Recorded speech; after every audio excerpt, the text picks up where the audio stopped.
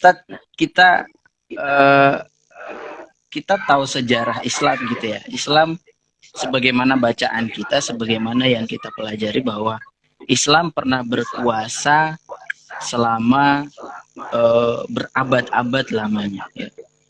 Nah, apakah kemudian ketika Islam berkuasa selama berabad-abad lamanya, adakah kemudian kelompok atau agama tertentu yang di bumi hanguskan oleh Islam? Adakah Ustaz? Baik, iya. Saya kira ini juga menarik ya. Jadi kalau kan Islam itu kita selalu dituduh intoleran.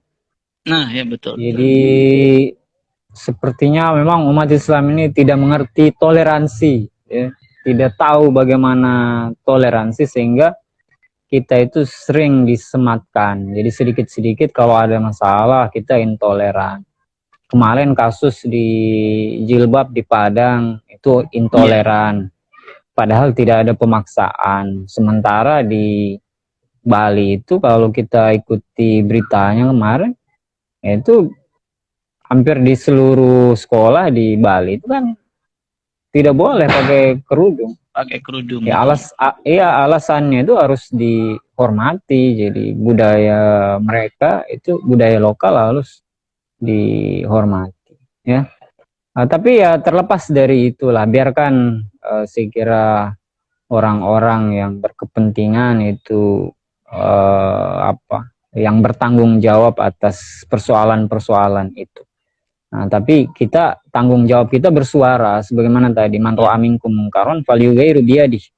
Saya kira yang akan dimintai pertanggungjawaban itu adalah para pemangku jabatan, orang-orang yang punya kekuasaan. Ketika melihat kemungkaran itu apa yang mereka lakukan? Mereka akan dihisab.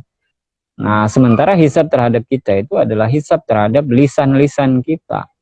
Ketika kita melihat kemungkaran, apakah kita membela agama Allah atau justru kita berdiam diri?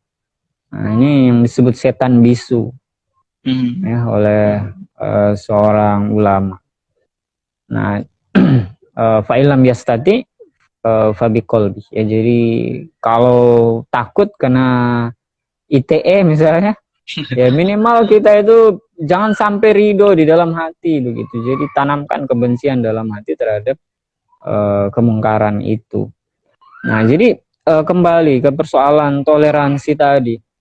Jadi umat Islam itu dianggap tidak toleran. Memang umat Islam itu tidak ramah terhadap budaya lokal. Nah, kalau terkait pertanyaan tadi, saya kira teorinya di dalam Islam itu la ikraha fiddin. Jadi tidak ada paksaan ya dalam din ini. Jadi orang tidak akan dipaksa untuk masuk Islam. Jadi masuk Islam itu atas kesadaran. Anda masuk Islam, alhamdulillah, tidak akan dipaksa. Itu harga mati. Itu harga mati. Tapi bisa saja orang akan menyebut, wah itu kan teori. Dalam praktek umat Islam itu memang intoleran. Nah, kita lihat sejarah. Bagaimana ketika umat Islam itu berkuasa, apa yang mereka lakukan terhadap, katakanlah misalnya minoritas penganut keyakinan yang mereka itu minoritas.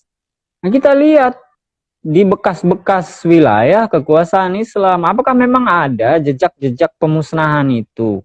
Tadi di bumi hanguskan, apakah memang itu ada? Nah, sebagai fakta yang mungkin bisa kita bawakan malam hari ini, itu misalnya kita bisa lihat di Mesir itu, di kota Alexandria itu ada satu gereja yang sudah sangat tua, itu milik Kristen Koptik, tetap berdiri itu. Jadi ketika kaum muslimin berkuasa di Mesir, itu gereja tidak dihancurkan. Ya, bahkan kalau kita mau review lagi itu di masanya Khalifah Umar bin Khattab ketika kaum muslimin pertama kali menaklukkan Al-Quds ya, jadi mengambil alih Palestina itu dari orang-orang Romawi ya, kan di situ ada satu gereja yang legend ya, gereja Betul apa betul. namanya, gereja makam suci ya kalau saya tidak salah.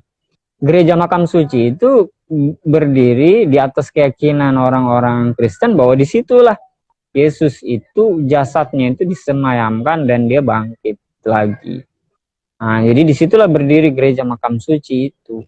Nah, apa yang terjadi? Gereja itu masih ada sampai sekarang, tidak Hmm. diapa-apakan sama Sayyidina Umar bin Khattab, kemudian para penguasa Islam berikutnya. Umat Islam tidak menghancurkan gereja karena memang dalam Islam tidak boleh la ikraha fiddin, jadi tidak ada paksaan. Kemudian begitu juga di Turki. Jadi di Turki itu juga ada satu gereja itu yang salah satu dianggap gereja tertua di dunia, itu gereja Santo Petrus. Nah, kan kita tahu Turki juga pernah ada dalam kekuasaan Islam, ya. Nah, Islam pernah berkuasa di Nusantara, Candi Borobudur tetap ada, Hmm. tidak diapa-apakan, ya. Ya, atau memang waktu itu Candi Borobudur belum ditemukan atau seperti apa ya? Saya kurang ngerti juga. Tapi tidak ada. Jadi Islam kita itu memang tadi saya bilang, jadi secara normatif memang kita itu dilarang. Haram hukumnya memaksakan itu. Jadi tidak ada paksaan dalam agama, apalagi kita menteror orang gitu ya, dan lain sebagainya.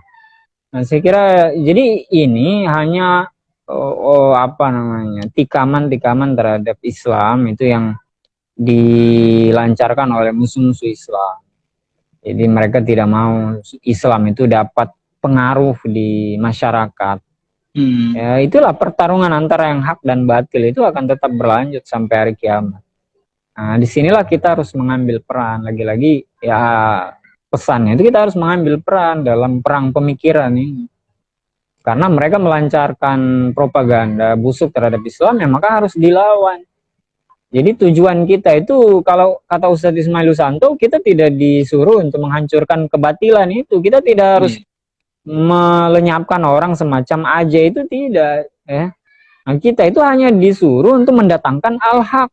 Nah, mereka bilang jilbab itu mengekang. Kita datangkan al-haq. Itu kita jelaskan. Justru jilbab itu memuliakan perempuan. Yeah. Hari ini perempuan itu dieksploitasi tubuhnya itu. Ya. Jadi mata laki-laki itu dimanjakan dengan perempuan yang tidak menutup aurat. Makanya jangan heran kalau pelecehan seksual, kerusakan moral itu merebak di tengah masyarakat kita, karena salah satunya itu aurat yang diumbar. Nah, itu salah satu penyebabnya. Baik, itu saya kira Ustaz. Iya. Ya.